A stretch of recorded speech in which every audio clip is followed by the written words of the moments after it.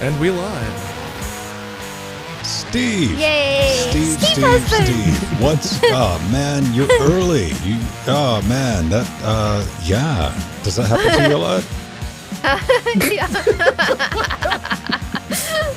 Also, there's that word again. A lot. Hi, Arthur. Love and hugs. What's going on, beautiful people? We are definitely And getting ready kisses. for another weekly, daily Wednesdays. We're just finishing up the 3 show. We're discussing computer cases. Yes. And Kiss and hugs to my Steven. what could you possibly have that would require a 5 1/4 inch Daisy. drive?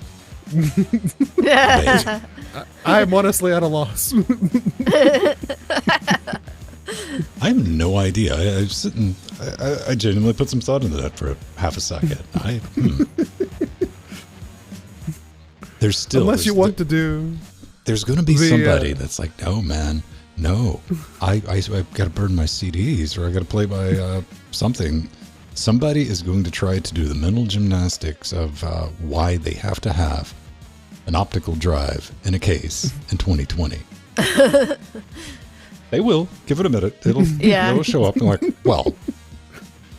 That's why I have my old computers. So I still use Yeah, them. no, plenty of old laptops with DVD Yeah, CD. burners. I also have the USB one, so that I don't need that. Yeah. We used to always call them DVD bombs or CD bombs.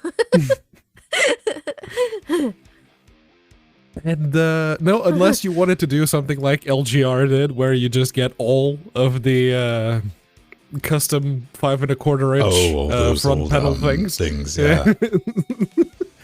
Even Like the back VU meters and the Yeah, LEDs and the animation thingies. Yeah. Yeah. Here's the thing, even back in the day, man, like even back in the late 90s, if you went over to somebody's house and they had that nonsense, you were judged. Hey, I had that nonsense and I still have it. I have a 5 EQ graphic equalizer on that computer. I didn't With all start the pretty Joe. lights.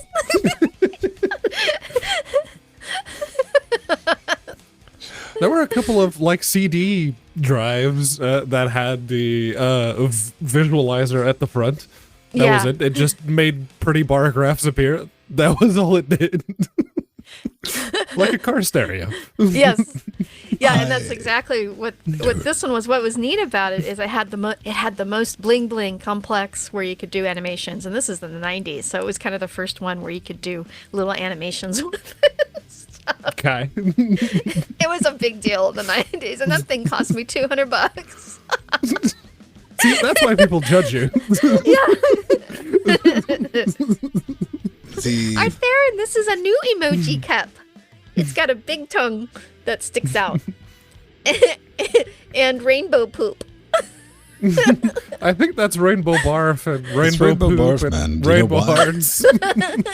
I'll tell you why, because that particular emoji And a only unicorn. feeds on unicorns.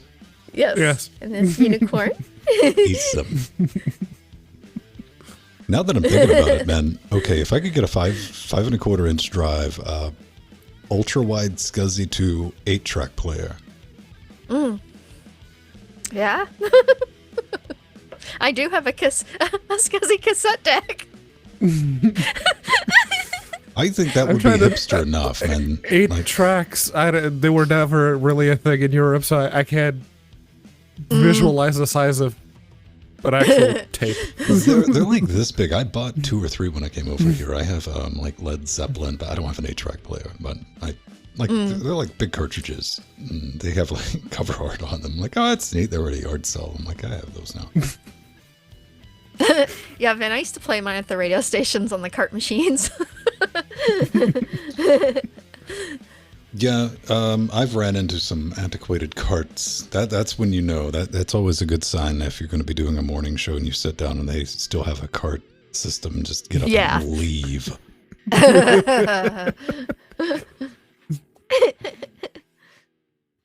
You can, man. You just got to get a Blintech. Have you memorized see, the now I am Unicode curious. For, what? A 525 8-track drive.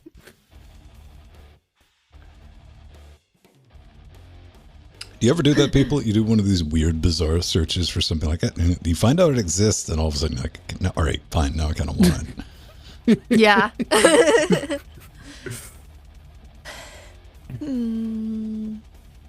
Nope. There's Well, I nothing remember when- coming out like immediately. I remember 8 tracks were a thing for the car. That was cool. And there were some unique TVs, like futuristic ball-shaped TVs that had 8 tracks in them. Those are actually very valuable. The only Kinda want 8-track that I thought about buying was there was an option for the Dodge Magnum, and I thought that'd be kind of, I don't know, it'd just be fun to have an 8-track player in that car, but Yeah, it was it would way fit too it, much yeah. money. Oh. I don't have any. I mean, outside of just like old box, I don't. Let's see. Pedro, do you have a 5 1/4 drive, like a disk drive? I moved 3 years ago. Yeah. I left all of my legacy stuff behind. I did bring some VGA cables. That was it. Yeah, Freddy Fender.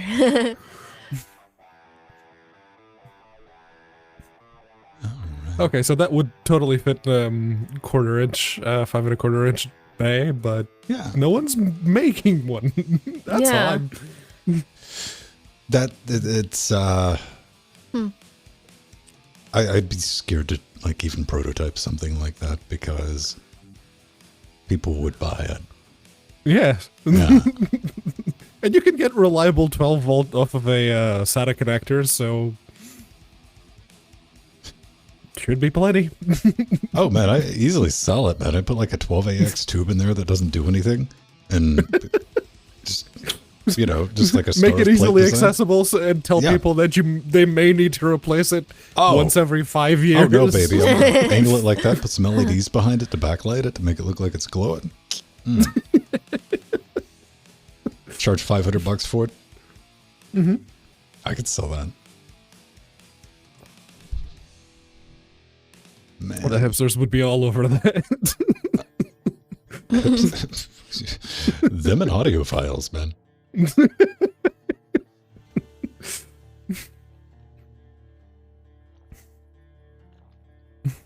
Nori is, she's no longer taking any of the pain medication, just finishing the course of antibiotics.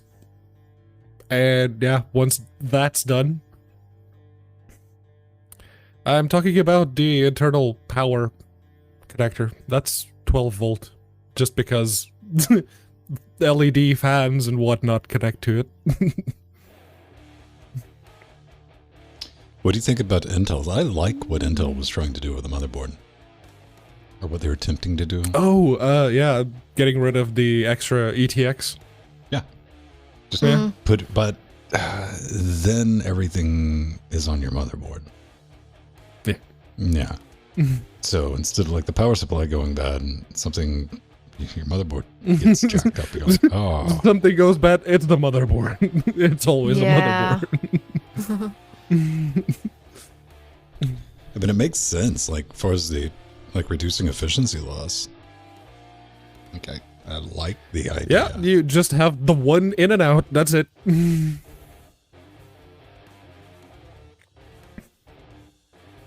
And want- you still need outs for Yeah. SATA and whatnot. But Yeah. yeah. And all the things. right there on the board, though. Yeah. I don't know. 3-phase motherboard. Frank is almost in the holiday spirit. Yes, he is. He's got the Santa llama on. That's year round, man. I'm gonna have to break out some. I don't know. Maybe I could do like 4th of July decorations or something. Just have him hold some fireworks. Yeah, just light them up. Ooh, I will be right back. It's okay. He no longer has skin on his fingers, so it's fine. Right? Mr. Hanky, Mr. Hanky. Yeah, man. It's the elusive Thanksgiving hanky.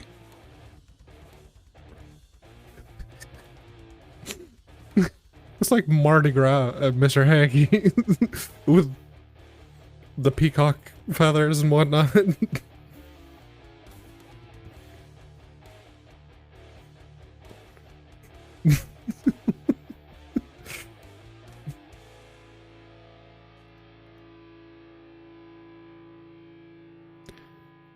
Good job, I guess, on the chocolate mousse stirring, because that seems to hold its shape. I don't That, know. or they literally just squeezed it out and took a picture. I've never tried to make never tried to like bake a cake with, because it's just like sugar, man. Yes. I wonder if that, hang on, I might have something. I saw that Matthew was playing with baguettes for the past few days. Did you see that in Discord? He was like, I'm making bread. And Arthur saying that he wanted Strider's baguette. Absolutely no double entendres there.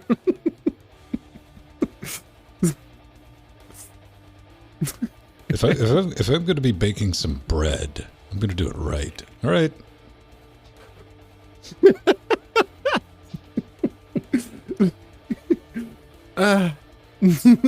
Buster bread. Sword pizza. Superior type.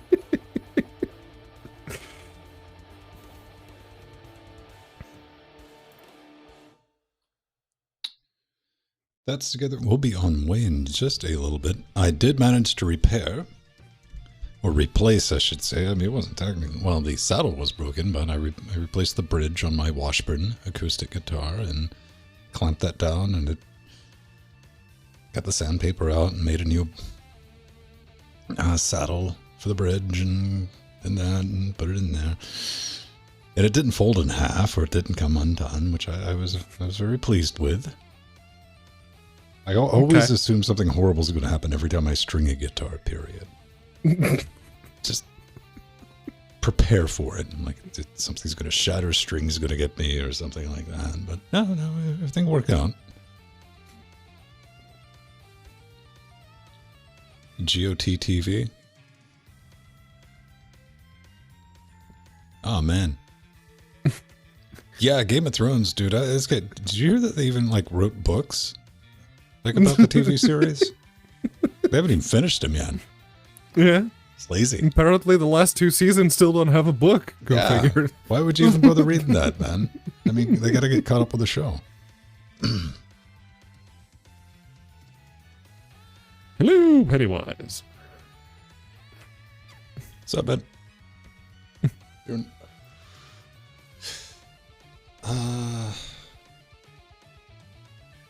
Let's see.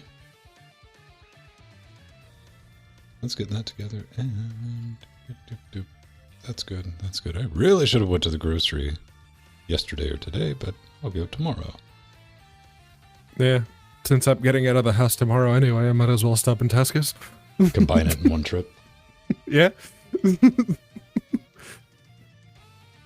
Don't have one. Yep, that's a text. Like they Would very much like one of them fancy new Radeon cards.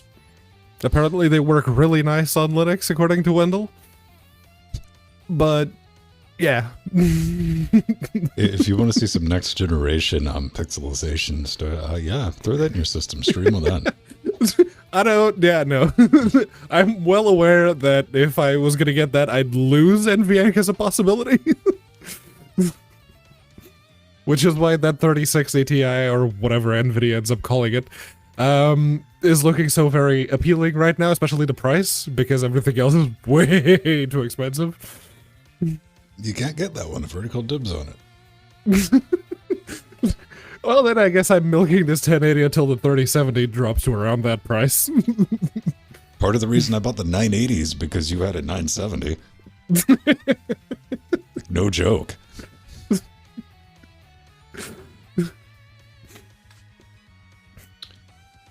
All right, let me get something to drink and we'll get underway.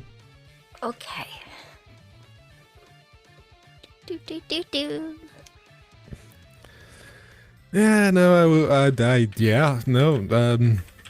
I rewatched the level 1 Linux video on the 6800 and 6800 XT, and it's like, yeah, best experience on Linux out of the box.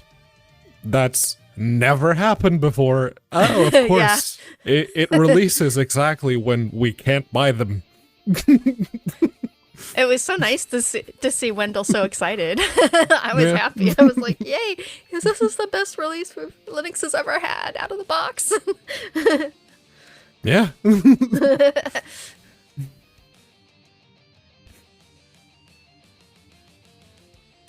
Oh, are you talking about the person who no longer cares about Linux and said that it was a good thing that YouTube DL got DMCA'd? That, Jason? Yeah. Yeah, let's just say I don't care what he says anymore. Never did much, but no, I really don't.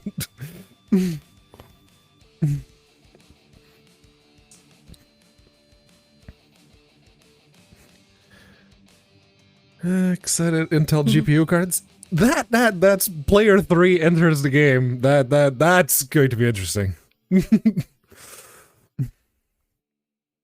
Aw, Thurn. I prefer us. He prefers us and Wendell. That's a compliment. I mean, yeah, no, we're nowhere near that side of the internet, even YouTube. So yeah, no, thank you.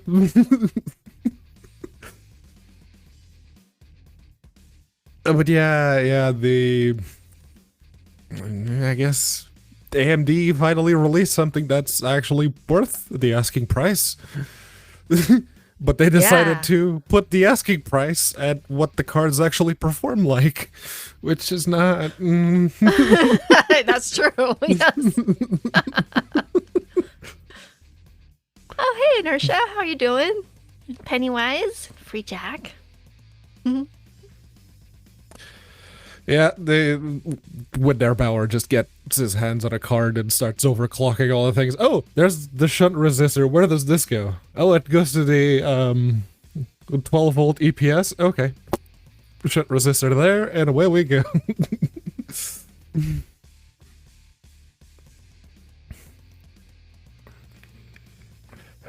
Hello, Computer Kid. Hey, Computer Kid. Long time no see. I just saw him. Talked to him yesterday and Sunday. Yay! I love him. He's everywhere. He's in all the things I'm in. 2700 on the GPU is very good. That's very good. Oh yeah, Arthur. And so I meant to tell you I had gotten work. That's why that got kind of put on hold, building my computer. But I did build it and I have tested it. I just haven't put it in the case yet. And as soon as I get to that, do more testing and put it in the case, then I'll start posting pictures. Till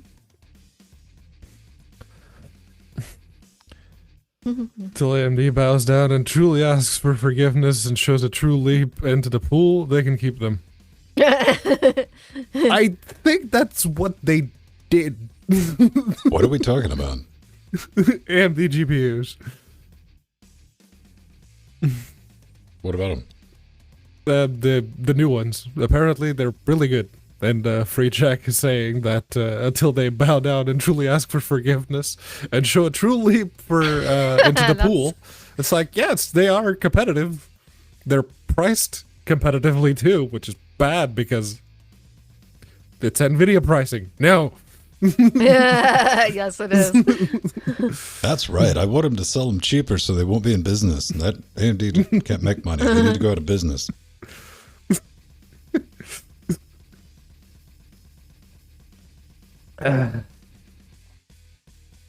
Still too much. Still too much.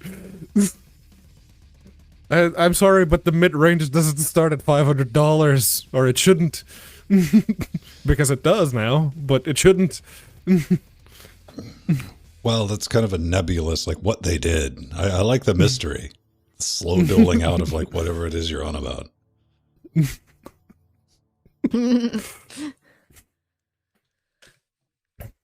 I mean, I used AMD and ATI GPUs on Linux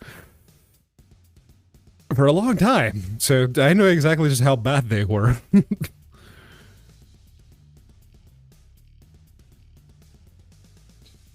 ATI GPUs worked. Ish. You could force them.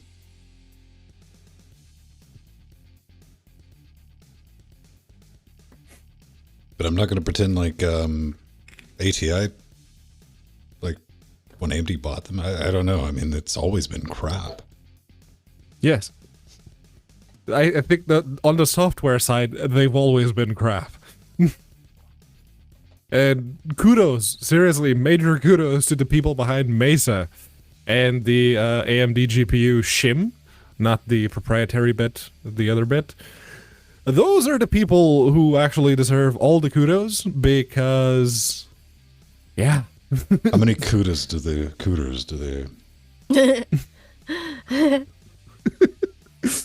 Oh, barracuda. Yeah, Pennywise. The RX 560 is a good card. I have it. One of my other machines that I play around with. It's a good card. It's actually a really good mid-range gaming card. Mm. All right. Should be ready to go? Yeah. Yes. We're locked.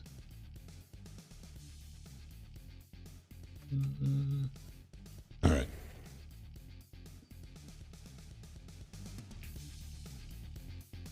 Let's pull that down and get that loaded.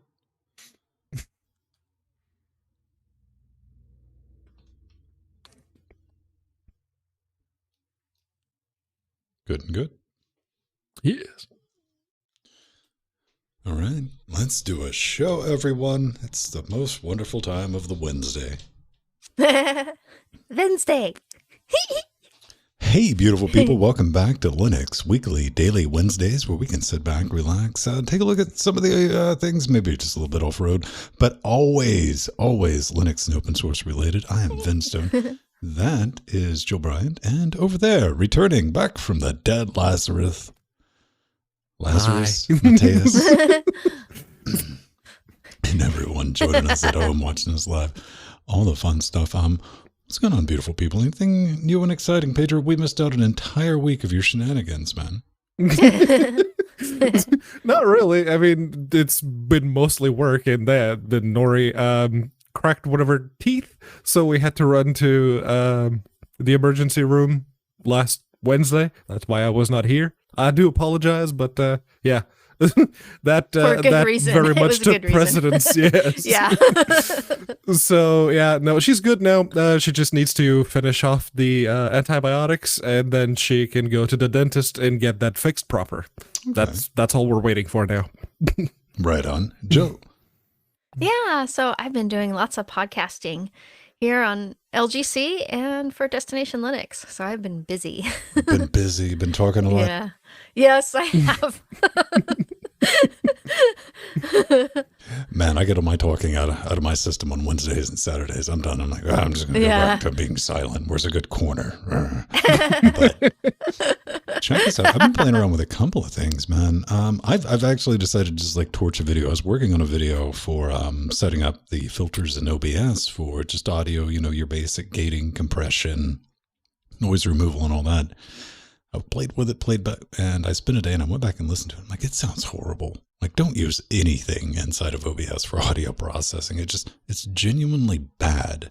So what I've decided to do is first I got to finish. We were talking in the pre-show last week. Jordan's like, I'm getting the aux runs, and I'm like, okay. So I need to make a proper jack setup for your box. But I got done with that. It's thing I'm going to post probably for everyone else too. But I'm going to make like a simplified version of how to set up a digital mixer, get some real audio plugins set up completely free, and how to tie that into OBS in like a very simplified way. We were talking in the pre-show. I'm going to see if it passes the Pedro sniff test. And if it does, yeah. I'll put that out there, and we'll probably beta test it. I'll throw it up for patrons. Be like, hey, go try this and see if this works, and I might have to make some revisions to it. So keep an eye out for that nonsense. What else did I do? Oh, I repaired one of my old Washburn guitars, and it didn't fall apart and fold in half, and that was fun. I was excited about that. I'm just like carefully listening. I want to hear like, ring. Oh, there it went. Doing. Fun times. But let's get right into it, ladies and gentlemen, because Linus wants arms. He really does, man. This is coming from the Next Web. I saw this one. Oh, look at you, Next Web, trying to load a video. Script block, kids. Oh.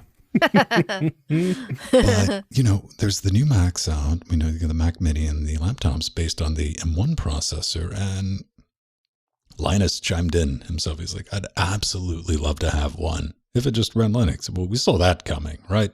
Mm-hmm. He said he had really fond memories of his 11-inch MacBook Air, and apparently the screen broke or something like that, and Apple took too long to fix it, so he moved away. But yeah, like I think everyone, probably everyone listening to this show, let me know. Really, we've been waiting for an ARM laptop, and just to put Linux on it and play around with it.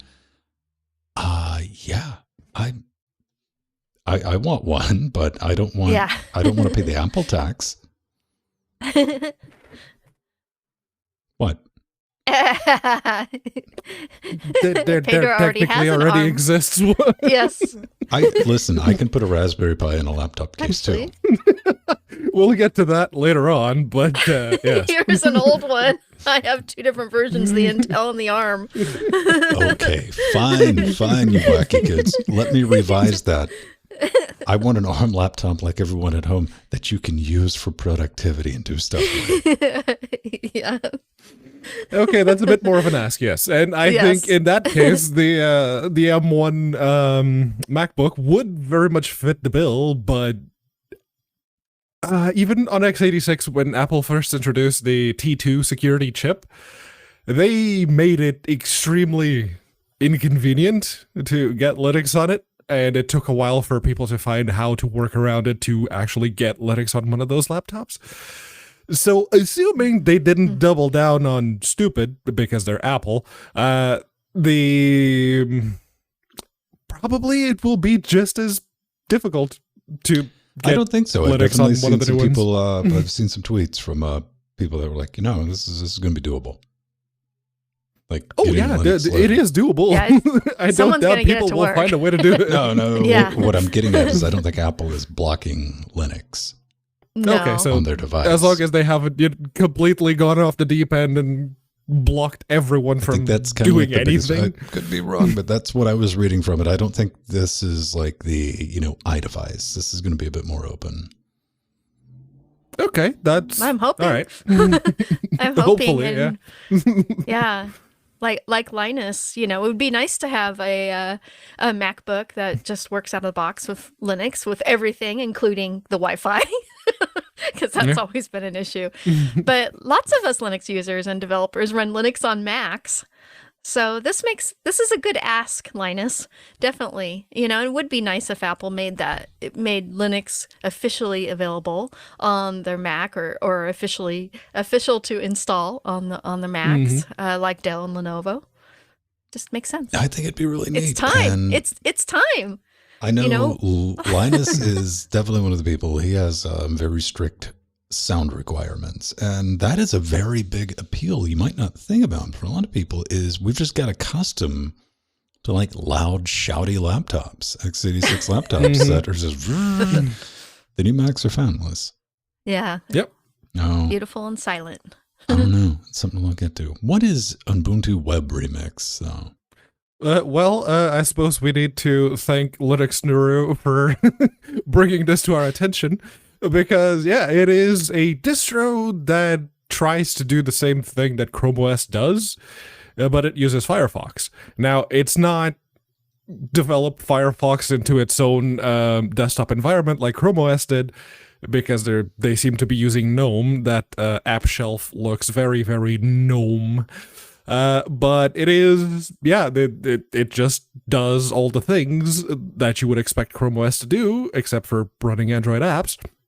And maybe, if that is in fact GNOME, it probably won't run as well on low-end, passively cooled Celerons or ARM laptops.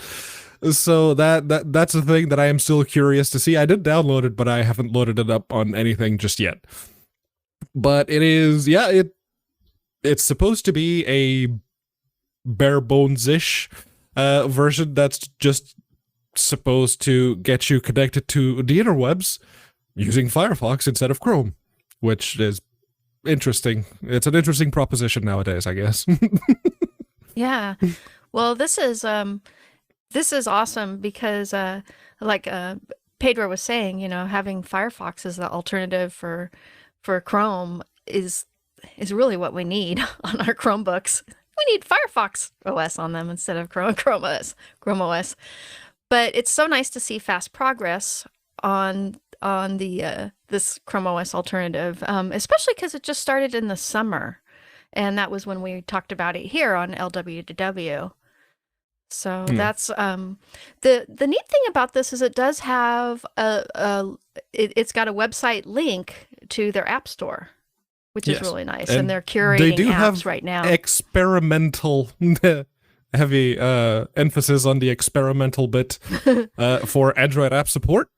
Yeah. And they specifically say may not work properly if you're loading this from a live CD or a virtual machine. So, yeah. All right. That's the thing. Might be a bit of a toss-up. It's something to experiment with right now. It's not necessarily ready for production. All right. Right on. I can dig that. But I saw this because all the kids, man. Yeah. Everybody, Rust is the new Ruby on Rails. Yes. We just need to. It's a bad analogy, but come on, everything needs to be in Rust now, and I get it. And one thing that I saw that kind of got my interest was a little thing called Ruffle, because I'm interested in flash preservation, Jill. Yeah, definitely. So, like Ven was saying, we actually might have found the answer to playing our old Flash games and animations with Ruffle. Ruffle is an Adobe Flash Player emulator written in, yay, Rust. And it works as a standalone app, as an app for the web, and as a web browser plugin. And it's really easy to install. And they actually have a demo page that you can test several games and animations, and they all work really great. And it does play most Flash SWF games and animations, but it doesn't play if it doesn't play the ones that you want to play correctly, consider contributing and testing for them. They're trying to get, all of them to work. So that's which I did. A thing. Yes. I think it was Daisy that brought it up on Discord earlier in the week. It's like, oh, look at this. I wonder if this works any better than any of the other Flash emulators from back in the day. And I could actually play The Binding of Isaac at more than 4 frames a second. It's like, okay, I did buy that particular Humble bundle back in the day. So I went to Humble, downloaded it, the SWF, put it through the Ruffle test, and no. Magnificent 3 FPS. Kudos, major kudos to the Ruffle people, because Mango HUD actually worked. You could actually launch it with Mango HUD, and it would show it. That's how I got the 3 FPS readout. So yeah, it's not quite there yet, but maybe very, very soon it will be. So, especially for games like The Binding of Isaac that are so very complex. Okay. Yeah, I was about to say, that's asking an awful lot of it. They have several sponsors, including Newgrounds. That was my first thought to it. I'm like, oh man, because Newgrounds, that was our YouTube back in the day. We didn't have streaming video, but hey, we could, watch Flash animations and play Flash games. That's really great. That is their maybe one day it'll play Binding of Isaac, but I do know that the Web Archive is going to be using this to serve their Flash in the future. And yeah, it's really awesome. That's a good thing. Also, Adobe open source Flash. Come on, you've already killed it. I mean, this is to be honest with each other. You need to do it. You need to do it, but Here's something I ran away because I know we're kind of stuck at home. A lot of people are stuck at home. And if you're an educator or if you have to do presentations, you're most definitely, more than likely, not set up to do that. You know, you're like, why? What do I got to get? Like a green screen or what? How about you just do it with your webcam? Yeah. So this I ran across. I'm like, this is kind of interesting. This is Camboard. This basically will turn your webcam into a whiteboard. So you can just print off a piece of paper. Cool. Yeah. And it's got little QR codes. And with the software, it's going to pick it up. It's using Python. It's going to detect that. And it'll frame it. And boom. Then all of a sudden, that piece of paper is going to be your full screen. It's going to stay in frame. And you can do stuff with your, get a negative of it or just blank it out. So you're going to be seeing the text. I think it is, might be useful. I wanted to throw that in there. And I mean, you can use it with Zoom, Skype, MS Teams, and all the fun stuff. Easy to set up, relatively easy. You know, if you're looking for like, you know, a button, maybe not, but you can save everything. You could run it Blackboard mode. Yeah, that's pretty cool, man. You know, color invert, sharpening, all the fun stuff that you would expect to see. Now, the only problem I have with it is like, where's the difficulty level for this? You know, setting it up, installing it, getting it to work with Skype or anything like that. That's not difficult. The difficulty problem for me is this requires a printer. Go to or FedEx, a really Ben. steady hand.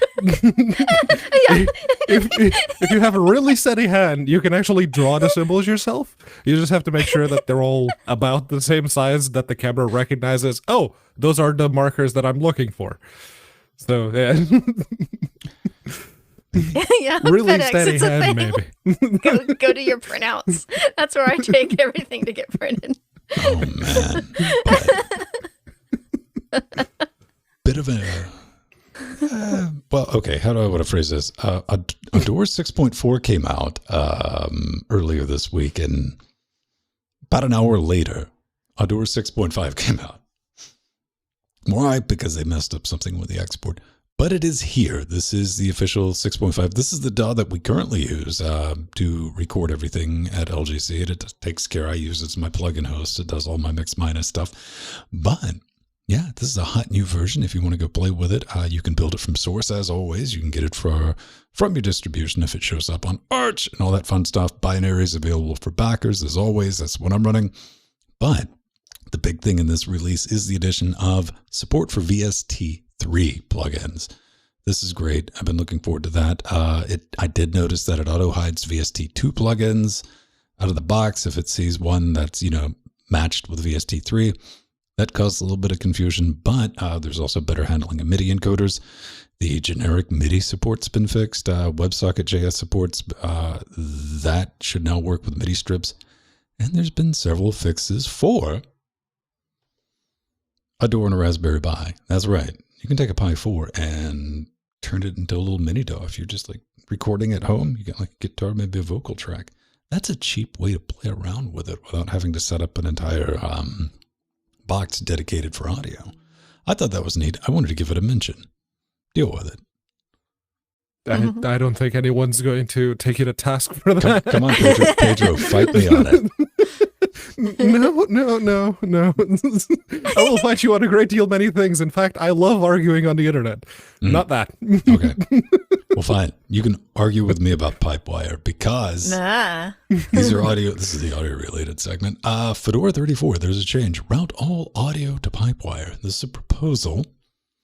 So the idea here is to something I think most people can agree with, to nuke Pulse audio from orbit.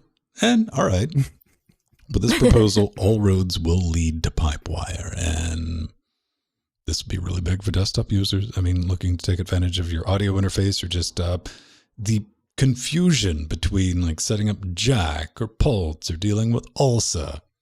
This is going to handle it all. Pipewire's the chosen one. It is the chosen one, but I just hope it doesn't turn out like Vader, man. You know?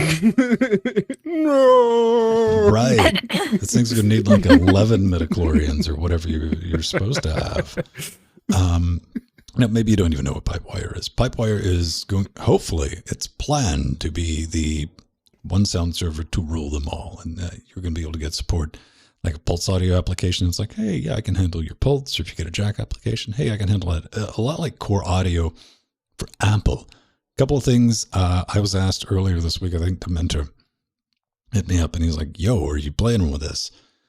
I can't play with it in the studio right now, and I've brought it up with a developer. I'm still waiting on NetJack 1 support to land in Pipewire because everything in the studio is audio over IP.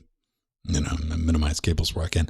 Also, I want to see support for FADO drivers. I want to see a FADO backend so people can take, because the Ulsa stack for FireWire devices, Takashi's done a great job, but none of those are ready for production. They're like, oh, it technically kind of works until they explode and catch on fire, which they all do.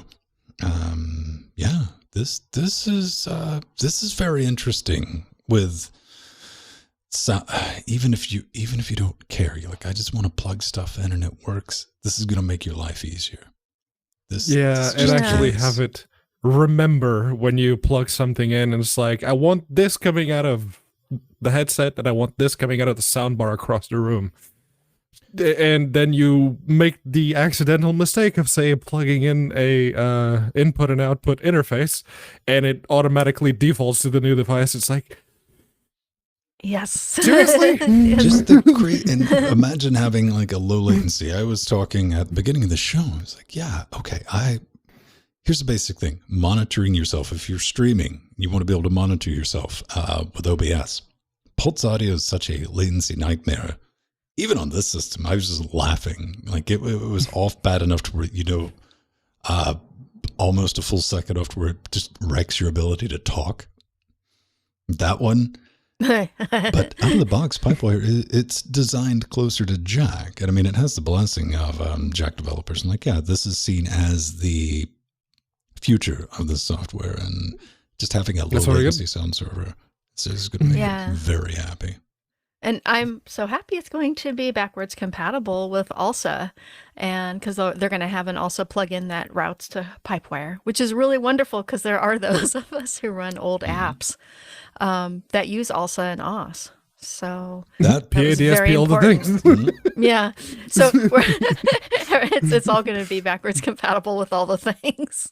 I want to see it. And Pipewire is, again, it's going to be compatible with everything. It's going to have the option, like if you need to add, you're not going to have to worry about that, Like, oh, this was using an ALSA backend. Oh, no, it just works. Yes, it's great. It just works.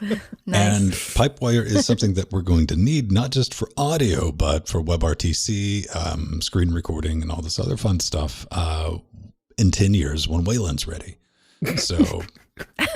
we can totally have Pipewire. Don't tie yourselves down to Wayland.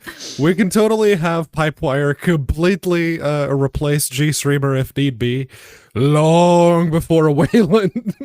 Oh, please, that would be nice. It is brilliant. But since we're talking about Fedora type products, let's keep going with that.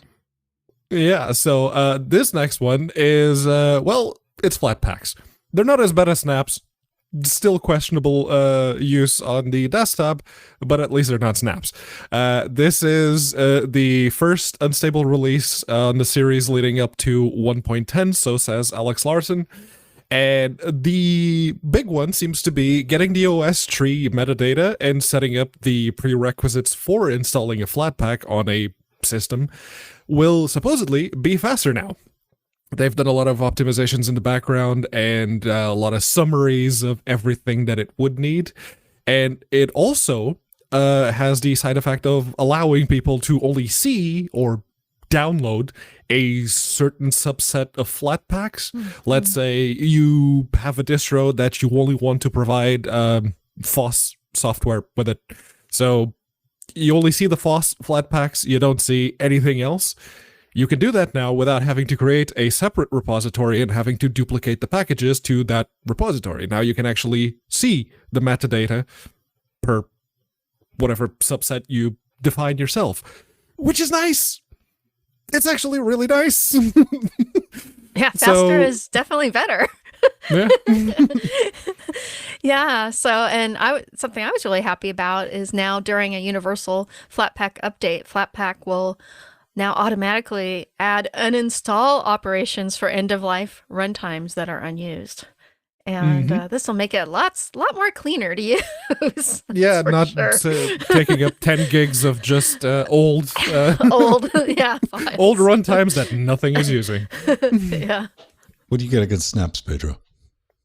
Everything?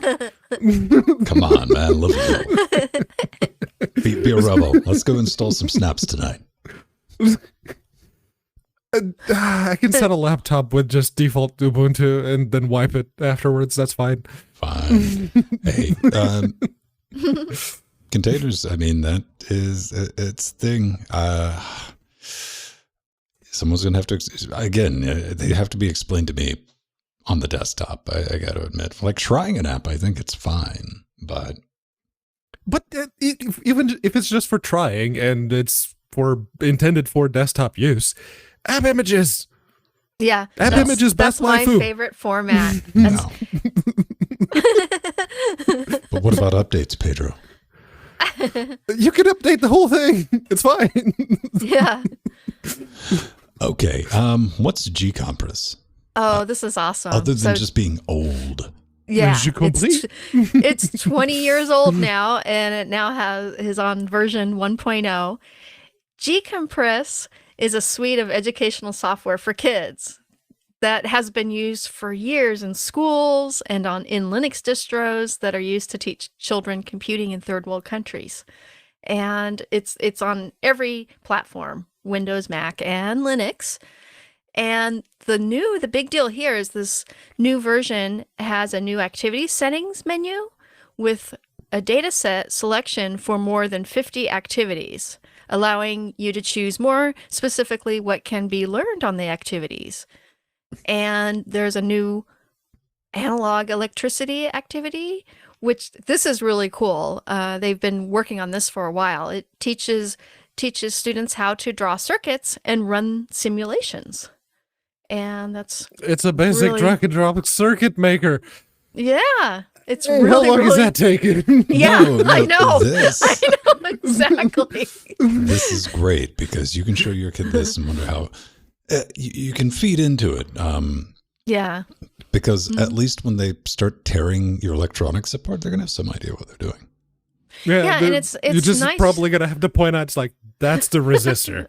Oh, it looks Yeah. nothing like no, but that's the And resistor. think about it. You can get little Susie a hot air flow station, workstation, for their 5th birthday. Yeah. Well, it's really nice because it's a compliment that, giving your kids a breadboard, to experiment on, and they'll understand it a little more using the software. And so it makes using those kits easier, and they're learning, science and technology and all the things. Yeah. And there's also actually in this version new activities for addition, subtraction, and typing as well. So it's really come a long way in these 20 years. Been really impressed with this progress. And this is a piece of software that's really easy to set up on a Raspberry Pi. And more importantly, Yes. it's available on Android Play and F-Droid for mobile. Yes. So, Very nice. Pedro, go install it. You can get the circuit. Actually, I might actually give it a try because, I mean, I can't hate on something if I've never tried it, and I'm always down for hating something. Here, let me fill in for the audience. Since when? Have you not been paying attention? No, I haven't really. That makes two of us then. Jill, it's on you. Yeah.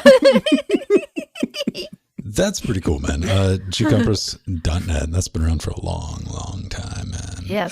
It's educational software. It's a great thing to have. Another great thing to have is the ability to do the show. If you want to help us out, that's patreon.com/Linux Gamecast. Look at that segue. Deal with it.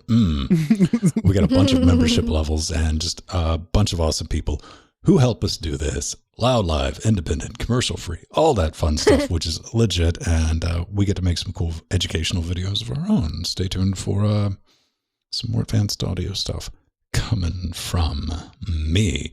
But stick around for your name in the credits. We got a store.linuxgamecast.com. And that's pretty much it for shameless self-promotion. But Merch.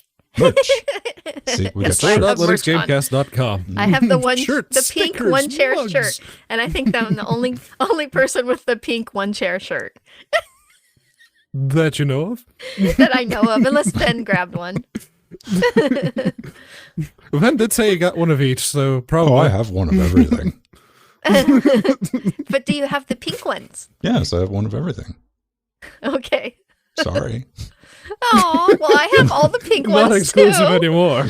Yeah, I have all the pink ones too. Mine aren't even opened. Ooh.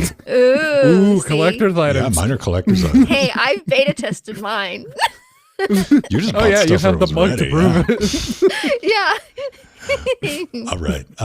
3.14 turkey pie. 'Tis the season to Yummy, yummy, yummy. Can't wait to have that soon. Yay. So I was really, really, really excited about this. This that is looks like a disease typewriter. this is the dev term from the company Clockwork Pi. It is an open source portable terminal for every Linux nerd and developer.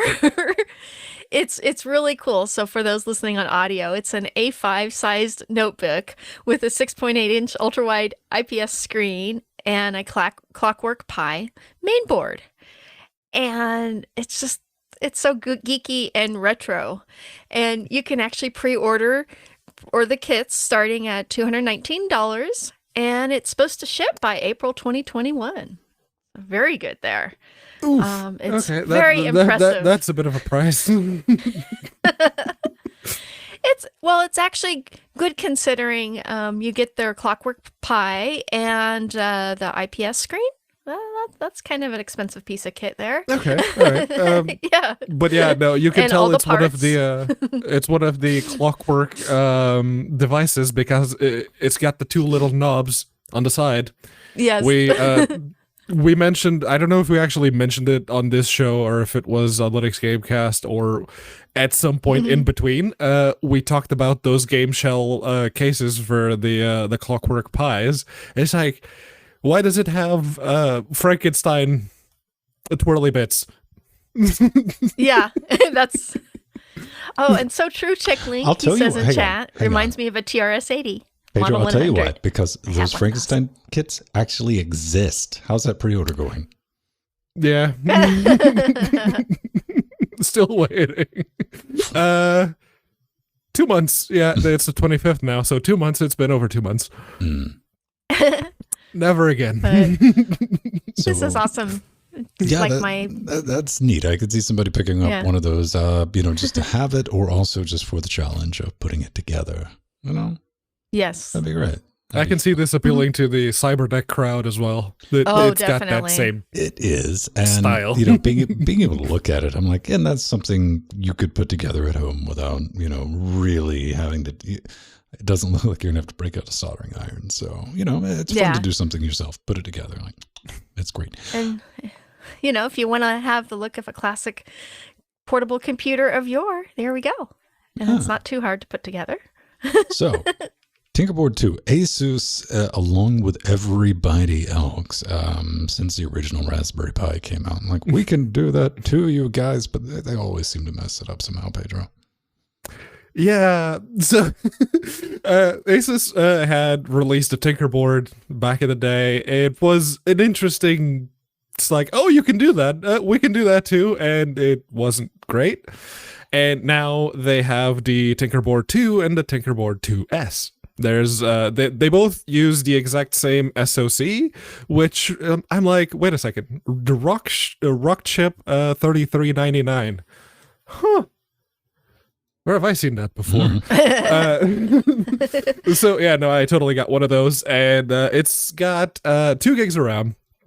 It has a teeny tiny little M.2 port that you can use for whatever you'd like. It does have USB 3.2 Gen 1 Type-C.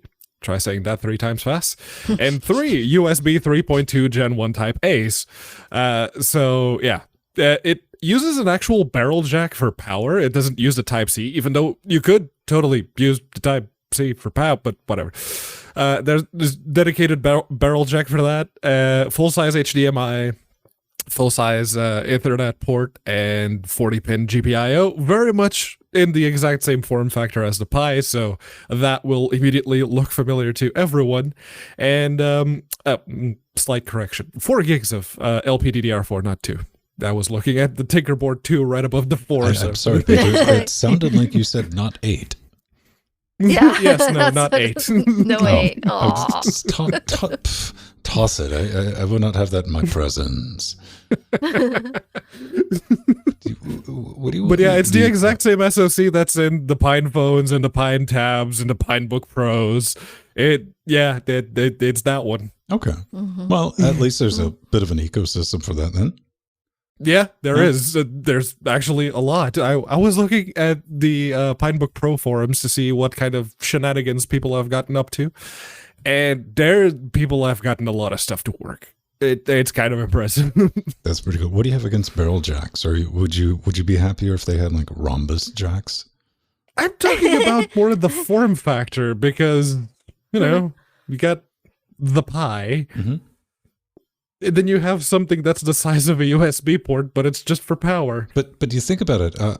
So you like it's like a USB-C power port that doesn't instantly snap off if you look at it wrong. Yes. There's enough surface contact for the USB-C. The micro HDMI is not so much. You don't realize that you just broke it. I'm sorry, I looked at it wrong. Yeah, right. No, these micro HDMIs, I don't have a lot of faith in them. No. That's one of the advantages of the Pi, though. If you have a just regular size HDMI cable, you can just kind of wedge it and it'll hover. It'll be hover Pi. Yeah. Just sits there. When I was doing the entire Pi cam thing, the Pi was just sitting over here, just like hanging out like that. I was poking at it. All right. We got to get out of here, everyone. But before we do, if you want to leave us a message, how can they do that? You can do that fairly easily. You Impossible. No. See, I was going to make a joke, but I realized then that it would be very inappropriate, so better not. Go to linuxgamecast.com. That is always appropriate. Well, sometimes, but usually more appropriate than whatever was going on in my head at that time. Pedro did make a joke, yes. The contact form is cleverly hidden behind the contact button, so just tap on that, fill out the form, pick LWDW, and yeah, let us know what you've been working on. If you have any Pi projects that you'd like to try and get done, or if you saw a project that you really want to get done, but you ran into a bit of a snag, let us know. Tell us about Linux. That's pretty cool. And you can always hop in our Discord during the week. We're there. That's available for patrons. Or just you can leave a YouTube comment. No promises on that. We'll definitely read them. But yeah, if you want to get in touch with us directly, best way to do it. Okay. We got to bounce out of here, everyone. Have a great rest of the week. And keep playing with penguins, man. Because yes, keep those penguins marching. Marching penguins. Yes. You don't get marching orders. Marching penguins. No, penguins, and it doesn't work. Aw. Apollo Waddle. Neus 27. Yes, I have a trashy 82, which I adore and love as well. It's a very Kill Bill advisor color. I still want one of those Raspberry Pi 400s.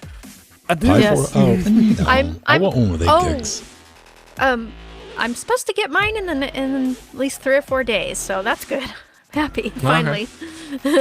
I shall be poking you for performance numbers and things. Yes. Yeah, I think the holiday might throw off the shipping a bit, but it's coming. Yeah. Bye-bye. Bye, everyone. We love you.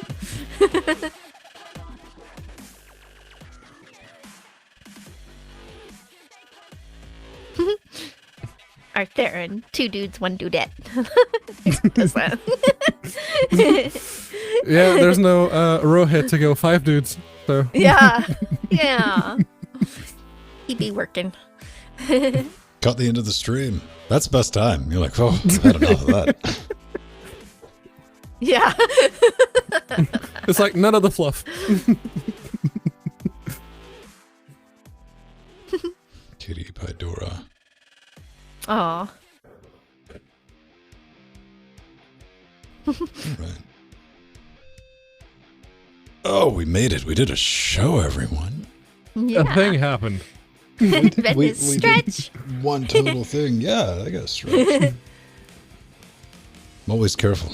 My back's cracking. I'm like, is this going to be the time where I just fall over and like come by on me? I'm like, yep. Won't even be mad. I still have some lumbar support myself, so I don't think I'll topple over. Very good. Man. I think I want to pick up a Pi 8 gig, but I don't want to pay the bonus price for it. It's my biggest issue. And it's just the wrong time of the year to try to get one a year after they've been out. Yeah. It's the wrong year in time to try and pick anything up. Silver Blue to Core OS, which should be fun. Silver Blue is a very interesting well, it's a thing. Like, I like the fact that that exists. I'm like, if it's going to exist, this is how it should be tested. If you want to deploy remote Good desktops for servers. for people, Silver Blue. Silver Blue for Like- routers. Give them a Silver Blue session that they basically can do whatever they want because they can't access any of the containers, and everything that they're using is in a container. So yeah. Oh, yeah. Booting off, that's a good feature that I'm glad they added. It'll keep you from torching your SD cards. Yeah. You want Silver Blue in a router? Nah, man. Well, maybe. I don't know. I don't know if I want a router. Well, I have a router powerful enough to run. Yeah. Fedora. Quad core. Gnome. Yeah, with a gig of RAM. Yeah, okay. Never mind. Shut up, then. No.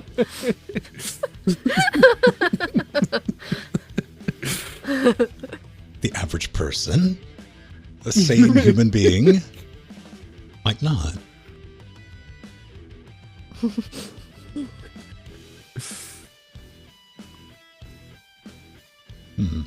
I was thinking, you were talking, I was looking at the NVMe option for LTE on the router. Because they got a little, you just plug that in. And I was thinking about it. I got to see if I can get like a ting thing for that. If I can, it'll be good just to have it as a fallback in the router so I don't have to mess with anything. That's a good idea. Internet goes out. Boom. Fail over. Yeah, yeah. Like, but that might be worth something, you know, it's like $15 a month or something like that.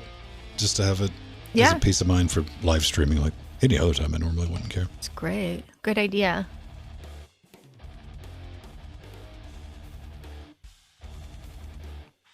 Yeah. I don't know, but that would get in the way of me doing the mental gymnastics to get Starlink. Just light $500 on fire and spend $100 a month. How does it work? I can get like 50-ish There we go. sometimes. but it's for work. I know a few places in this very country that could use some Starlink, and thus far I haven't heard of anyone that's got the email. No, they just got it licensed. They got all the stuff taken care of to roll it out in Canada. They got to go through that. Yeah. Well, legally. But I mean, once the constellations are in force, all you just need is a dish and some sky, baby. Yes. Doesn't matter where you live. Governments are going to have a problem with that. All of a sudden they can't collect taxes on the thing. Oh, no. The disruptive part is all of a sudden they can't censor the thing. They might have to start lobbying for Tesla. They did launch 60 more last night. I watched that. Yes. Cool, Ben. That was like the 7th time that booster went on, which Amazing. after That's very good. 40 years of NASA going, that's impossible.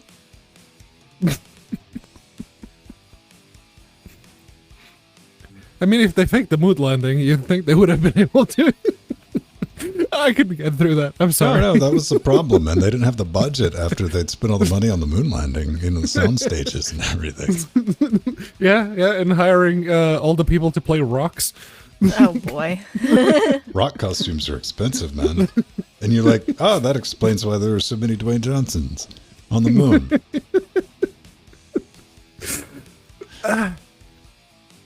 Gotta deal with the truth. Admittedly, that if I have something that I could call a guilty pleasure, it's conspiracy theories.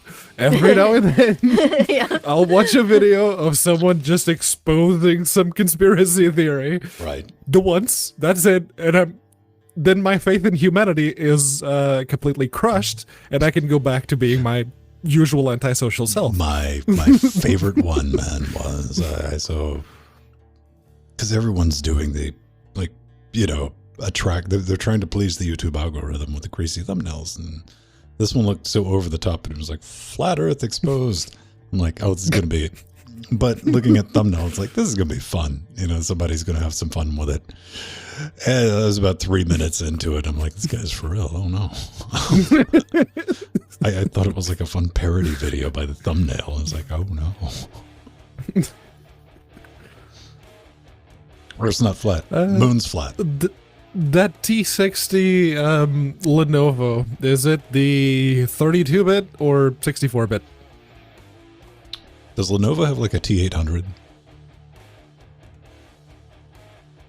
They have a T480. No, I don't I'd think they want have a T800. Minimum T800. Yeah, I haven't heard of the 800. Basically, what processor does it have, Pennywise? Because it might do, or you might be looking at a different distro. It would look something like that. 32-bit. But in laptop form.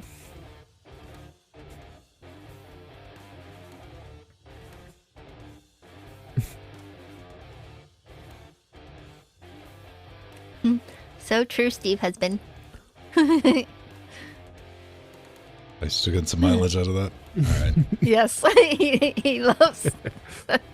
945 is all 32-bit? Yeah, okay. 32. The Raspberry Pi would also open other avenues, maybe for some poking around, if that's the kind of thing you want to encourage. I don't know. Can we at least draw the line there? Quit. You don't get to call your box retro if it's 64-bit. All right. Yeah, exactly.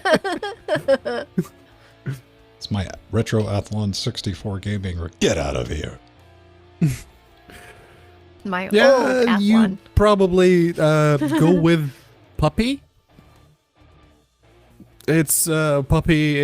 It sounds a bit dangerous when you first realize, oh, wait a second, everything is running as the root account. The root, yeah. But once you have it set up and you hide most of the icons, does your 6-year-old know about the terminal? Because if they do, then things could get interesting. You're looking at it wrong. You're looking at it wrong, Pedro. Do you want your 6-year-old to learn about the terminal? Yes. Puppy will do that. Puppy will teach you all of the terminals. Like, I can do what now? I'm just saying, man. I mean, that the best thing you can do to teach a child is like to deny them something, because that's how you learn ways around things.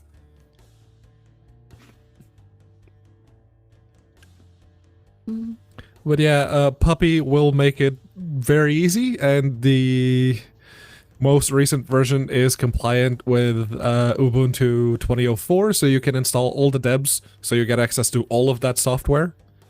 And it's much lighter on resources, and it loads itself into RAM the moment it boots. All of it. Puppy's awesome. So it's pretty fast. Or you could do hard mode Pennywise and put the Slackware version on there. If you hate your 6-year-old and you want your 6-year-old to hate you back, absolutely. You could just buy them an iPhone, be done with it. Then they become hipsters. No. No, not really.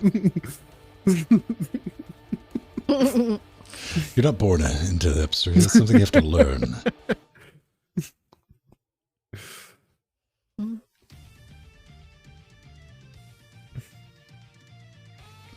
We have an entire generation that has never lived without the internet.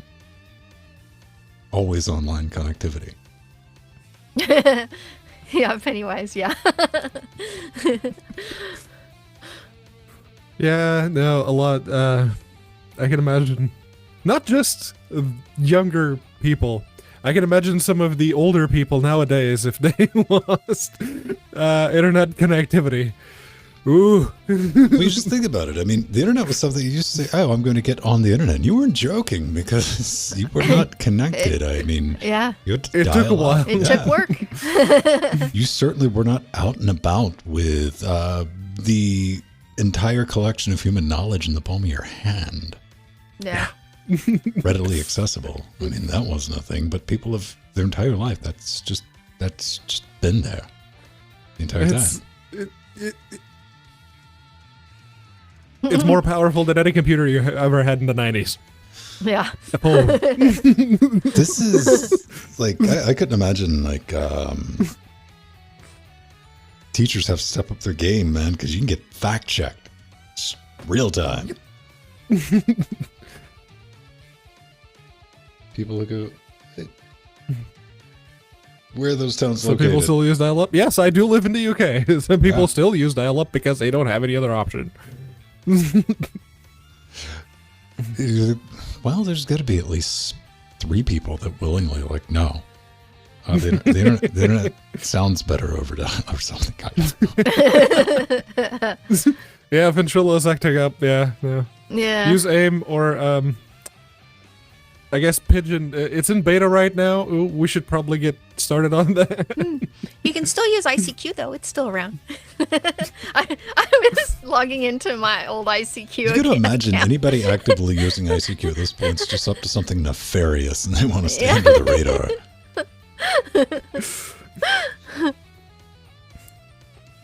Powwow, yeah. Powwow was an interesting thing because you it relayed your tippy taps in real time. It didn't wait for you to hit enter. So that would just like roll out. Yeah, that's right. And Trillion. Yeah.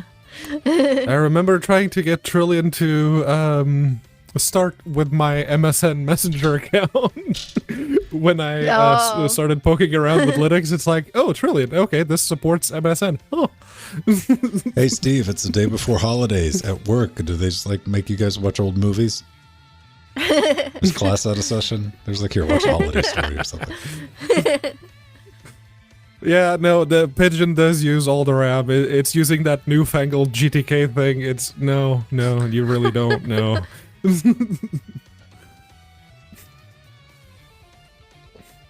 Man, that used to genuinely be one of the first things I would set up on a box was AYTTM or game. It's like, that's how we communicated, man. Now it's just like, yeah, I got a tab with Google Hangouts on it. And Now I have Google Hangouts and Thunder Chicken. you get that, and you're surrounded by 5 or 6 devices with push notifications. Yes. And, I'm good. It's like my phone screen lights up when I get a Hangouts notification or a Discord notification. The tablet in the bedroom also lights up, which Nora usually goes, you have notifications. Okay. That it's interesting, man. Yeah, exactly. I was just thinking, it's like, maybe if it's in the garage. It's like, no, you got devices. Yeah, I do, don't I? No place is safe. It's usually the kitchen, but if I'm cooking something and it's the first time I'm doing it, I'll take tablet or the Chromebook with me. Apollonius 27. True that. Actually, that was my first install of Linux in 1993. It was on floppies on my 486. I remember sitting with my dad in front of my mom's PC. going through all of the floppies to install Doom 2. Yeah. The Yeah, I still craziest have thing we my ever original did Doom was, floppies. like the original too. version of Slackware I installed was a couplet disk. It wasn't the one that we did. Yeah, they're just for the older fun one. Yeah. was we had a copy, and this was in secondary school. We had a copy of Windows 95 on disk.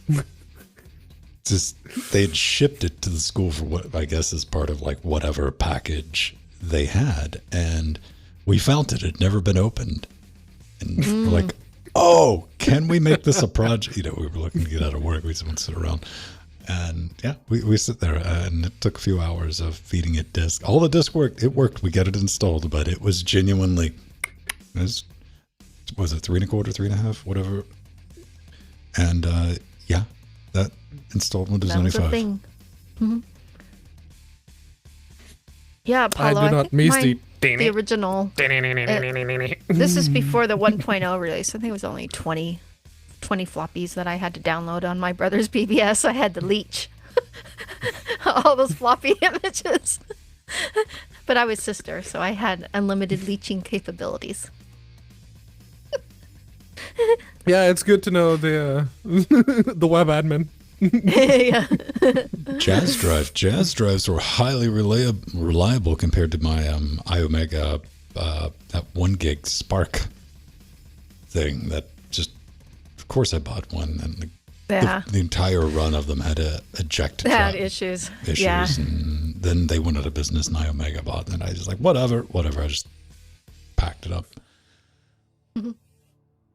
Then it was the Wild West, man, in the late 90s. The Click, Yeah, I had to click. 40 meg, and I was fortunate to use SideQuest before iOmega because they were so much faster. The scuzzy ones. yeah, my SideQuest And- was the one that didn't work. So, Oh. No, I have the 3 different size SideQuest cartridges and drives.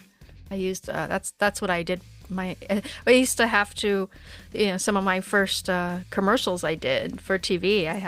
We had to send them on SideQuest drives. All the data.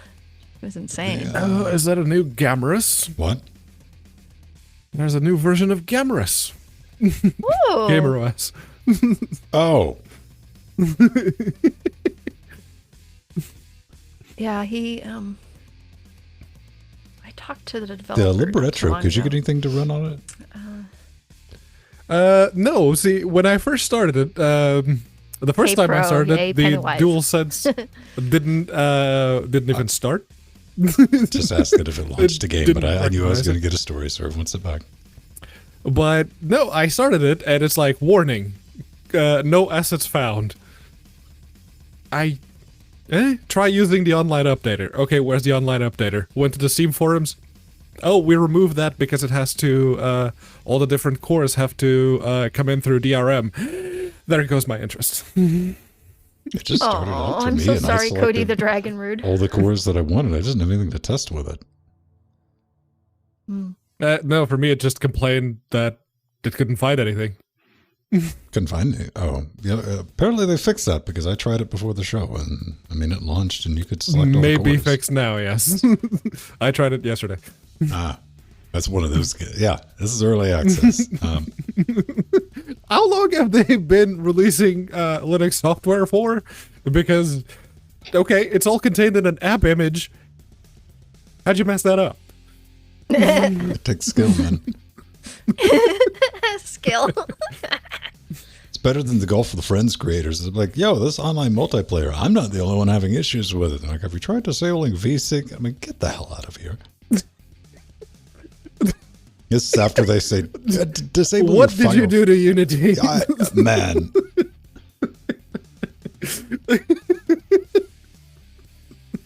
Man, I had words with him, but it took me a moment because the initial salvo was not productive. If I said DRM, I meant DLC. Yeah. But yes, they're shipping out all the cores as DLC. So I'm like, okay. Yeah, Once man. it's sorted, then Yeah. Just wait for it and chill out, and we'll see. It's early days. Yeah, Golf for Friends works fine until you search for having issues connecting online, and you get all the results in the technical form of people having problems with it. But yeah, it works great. Not a problem inside. Yeah.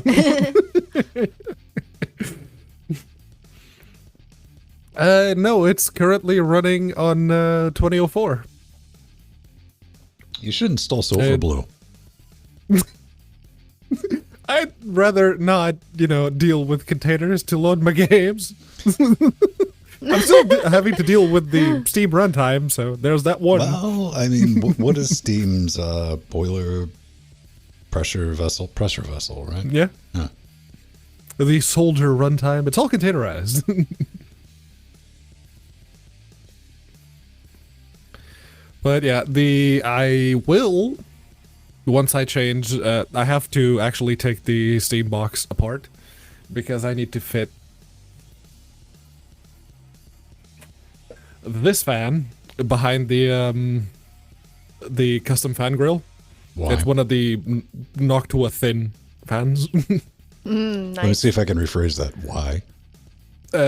Because I want to reuse the 90 mil that's currently on the CPU heatsink for the GPU to get rid of the two whiny little fans on the 1650. That's right. Because 40 mil fans whirring at like 60% of their, I think it's 2,500 RPM max. They're not loud, but it's ear-piercing screeching. Could you just get some earmuffs?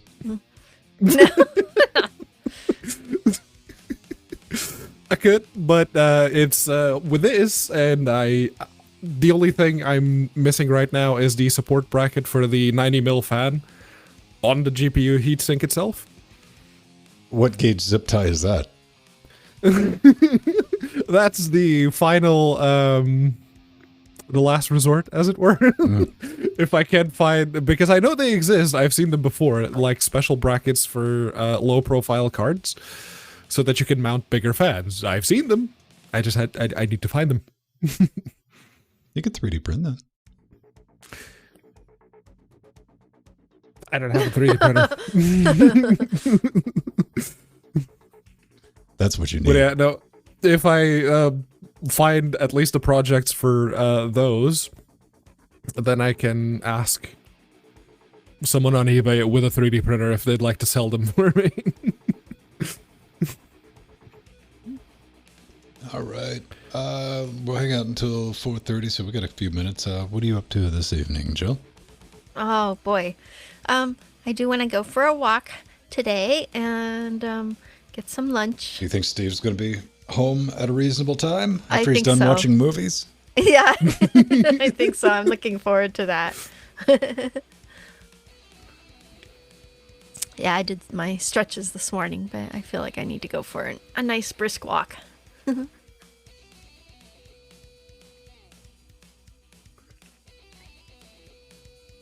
Doo-doo.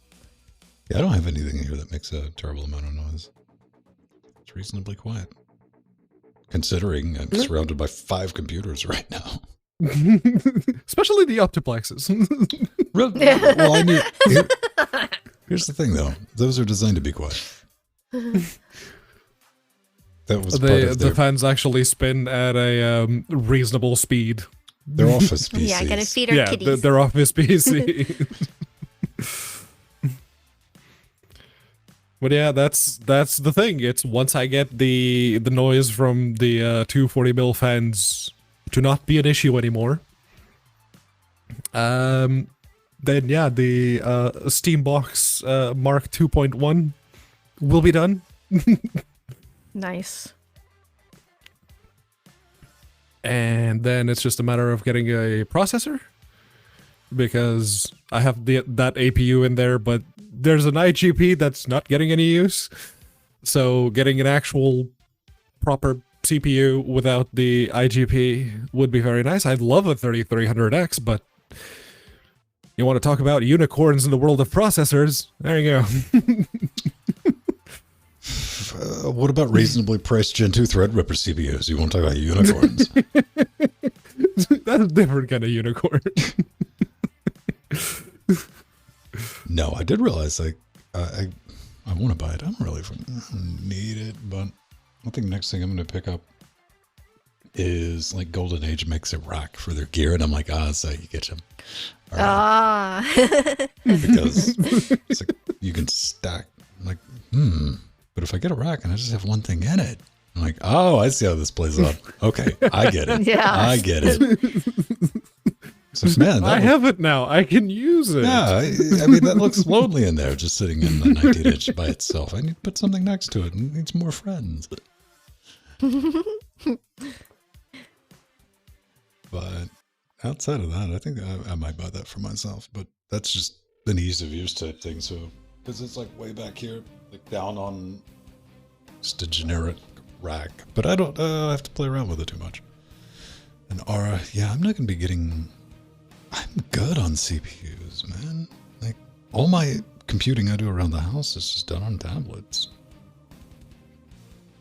And if I'm playing games, I'm going to come in here, and 9 times out of 13, I'm also going to be streaming it. So. Admittedly, I very much like setting up the cushions on the couch so I can lie down and then tilt the 32-inch 2K monitor down and just go... See, I would do That's that. a nice way to do it. I would get nice and comfy. I'd be chilling out, and like 5 minutes later, I gotta get up and move around for a bit. It'd be no, I can be there for basically until I have to get up to go pee. I've seen, I'm envious of that. Have you seen the like reclining PC chairs that are effectively lazy boys? Those are great. Yeah. I wish I had a room big enough to have one. I saw a pink one, and like, I just don't have the room. Like Space. legit cup holders in them. Like, what? I would totally get one of those if I had any space in my living room. Yeah. That's insane. Yeah, I've been to see like the 29. You would think AMD, come on, fire sell those Gen 2 Threadrippers. I want that. See, that's the problem though, because Scott's got a 2950. Yeah. It has to be just a bit Yeah, I need that 2970. Absolutely don't need that, but you know.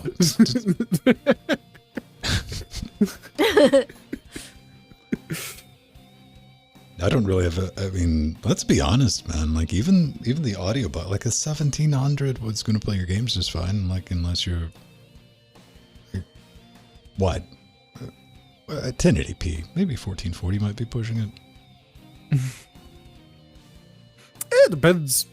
Most of the games available on Linux will do 1440p, just easy. Yeah. But it's good to have choices. That's one of the things that Unity got right. It's interesting to see that AMD is like, that's what people are looking for right now. Yeah, it's nice. Strange times these. Yeah. Intel's still being hardcore stubborn though. They're like, we're not going to change your pricing to. Oh yeah, we're going to sell an i5 for $300. They just have these parts that people are like, why is that a thing? Yeah. Why does that exist right now? And I'm like, well, not everyone knows. We still sell to the people who just hate AMD because they're really popular right now, because those people exist. So yeah. I don't know, man. I don't know. Well, Intel better start caring because AMD's eating their data center lunch. Yes. Yeah. Epics. Yeah, those second gen epics. They're doing very Google was all well. like, oh, you're selling those now, are you? Gimme. Well, it's just Epic makes a lot of sense when you factor in your TCO. You know, for just the power savings alone. Power savings, yeah. No, definitely.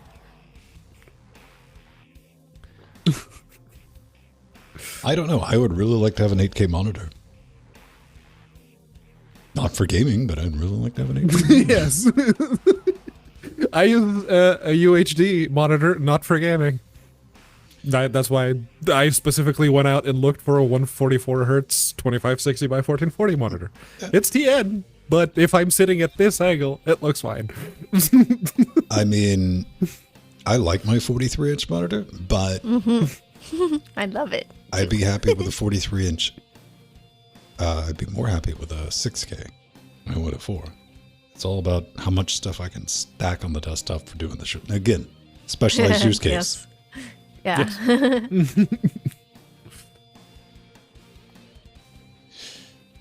Yes. Ultra wide. No. I mean, if I had an ultra wide, I want a 21-inch ultra wide curved.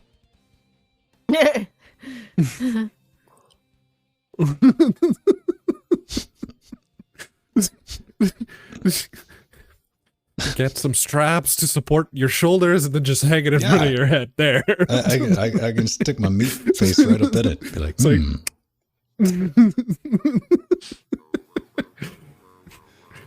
I still, if I could ever find one of those 34-inch ultra-wide 3440 by 1440 100 hertz IPS G-Sync monitors that Asus released 6 years ago, 7 years ago, something like that, for less than £1,000. Well, for less than 200 pounds, because that's as much as I've ever spent on monitors. This one was 200 pounds. Yeah, Pedro, for my rig in the living room, I updated one of the monitors to 32-inch ultra wide, but it's flat. I don't like the curved ones visually. Okay. Curved. And it's 1440. I mean, the curve is take it or leave it. I just want 3440 by 1440 at 100 hertz with G-Sync. Yeah. 144, Scrub? I'm good at 144. I am. Maybe once I get like a 360 hertz monitor, I'll think, how could I ever live with 144? But right now, I'm good with 144. Yeah, I don't know. For me, it is strictly down to, what do I stream at? Okay, not that. Okay, I don't need that. Yeah.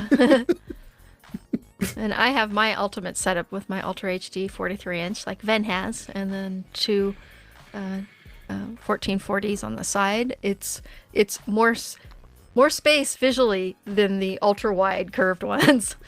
This is a bigger setup than that is, and the bigger the better for me. So 27-inch 1080p. That. It's chunky.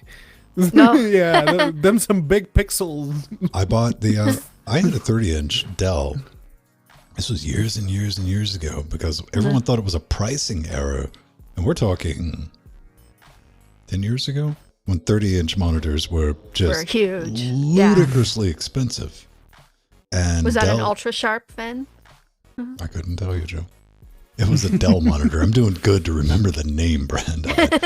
But the reason I remember because I was watching something. YouTube barely existed, and it might have been, what was it? That was the one with Patrick Norton and DL.TV.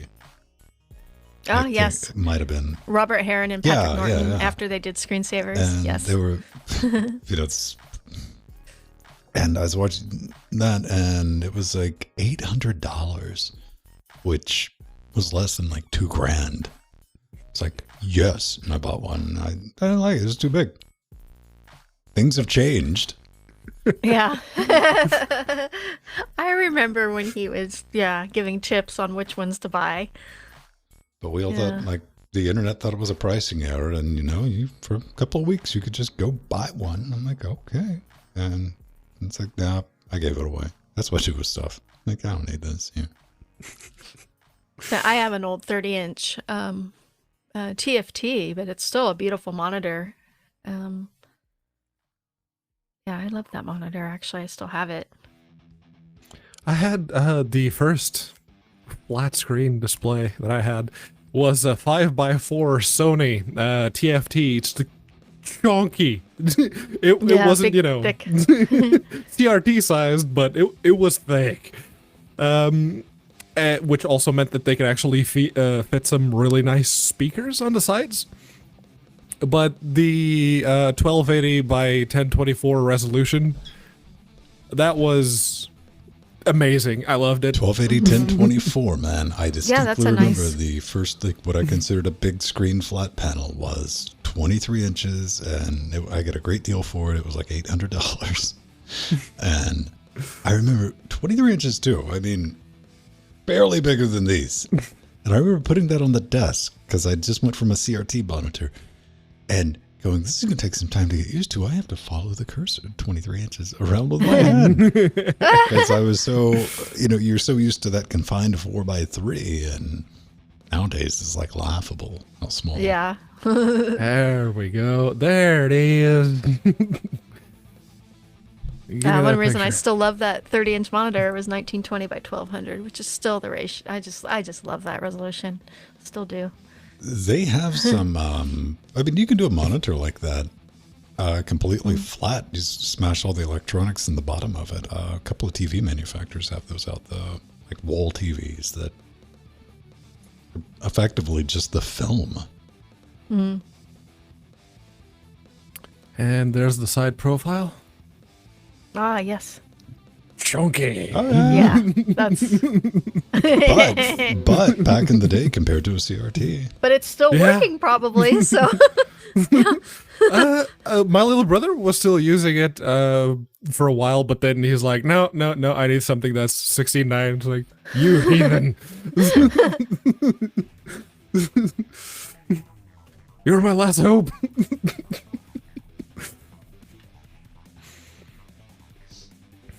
man, I got a bigger monitor than, I'm not joking, here in the studio, like a Dell monitor. That's probably what 20 something wide. It's used as a doorstop behind this door to keep it open.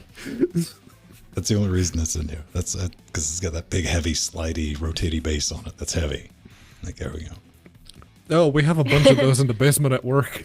Yeah. Like those Dell Silvery monitors. Yeah. Yes. We have a stack of them.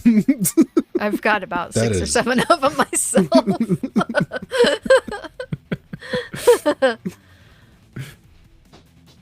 Yeah, me and Mir have a lot of the same stuff.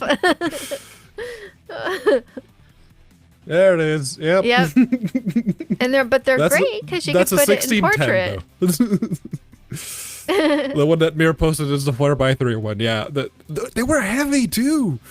When we first got the monitor arms, we plopped they're metal those based. monitors on. It's like, Yeah. really?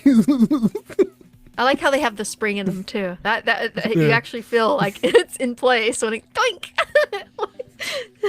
I like those until I found the company that sells direct on eBay for the gas spring swing mounts. Now I have 2 of those, and those Oh, are great. I was like, oh, that's awesome. Now I have hover monitors. I don't have to worry about bases taking up desktop, so I can put all the equipment. Yeah, on. that's good. Yeah, no, the Dell monitors are ubiquitous. Yeah, they're cheap. Yep. I picked that up at a thrift store for $6. Yeah. Here I remember you mentioning that. Yeah, for scale, I was collecting them, and they're between 20 and 30 at our local. Well, the original stores. monitors I had, I got that. Somebody had cleaned out an office. This is what had happened, and there were the Dell monitors, like before these were replaced with 1080p monitor. Yeah, I just went outside and got a shopping cart, and I went. Boop, boop, boop. Yeah. That was like round 1 of setting things up in the studio.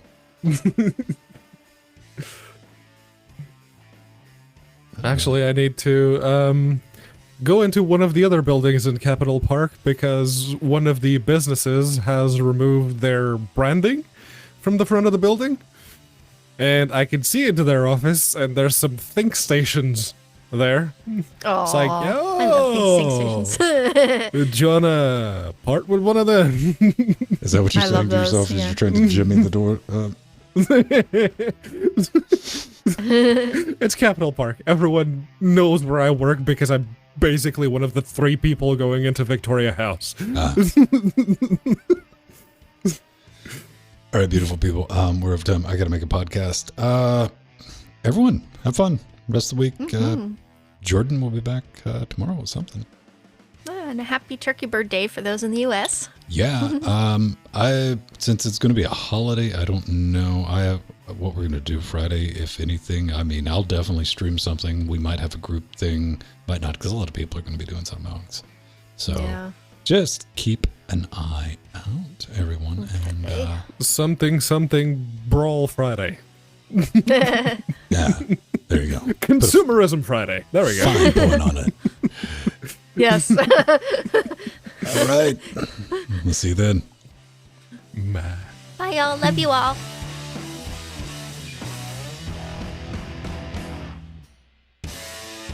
Good night, Arthurian.